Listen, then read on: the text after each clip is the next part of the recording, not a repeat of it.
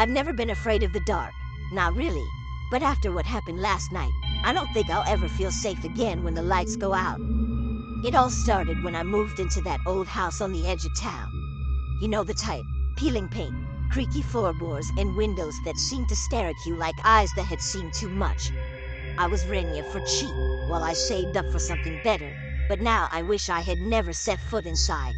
The first few nights were quiet enough, just the usual groans and creaks of an old house settling. But then the whispers started. At first, I thought it was just my imagination.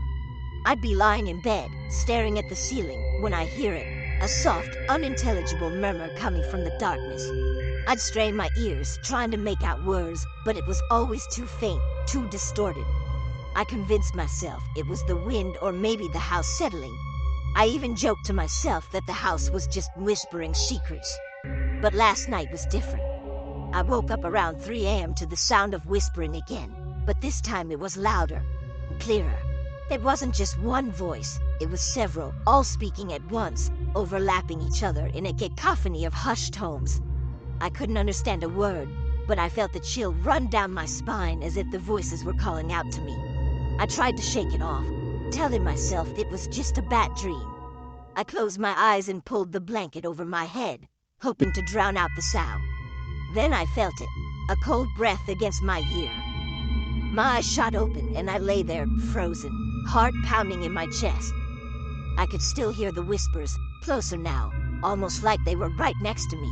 Slowly, I turned my head towards the sound, my eyes searching the dark for any sign of movement. That's when I saw it. A shadow, darker than the rest of the room, stood at the foot of my bed. It was tall and thin, its form barely distinguishable from the surrounding darkness. But its eyes were glowing, a dull red that seemed to burn with a malevolent intensity. And the whispers, they were coming from it. I wanted to scream, to jump out of bed and run, but I couldn't move. I was paralyzed with fear, my body refusing to obey my mind's desperate commands. The shadow began to move, slowly creeping closer, its glowing eyes never leaving mine. The whispers grew louder, more insistent, like a chorus of voices pleading for release. I closed my eyes again, hoping that if I couldn't see it, it couldn't see me. The room grew colder, the air thick with a heavy, oppressive presence.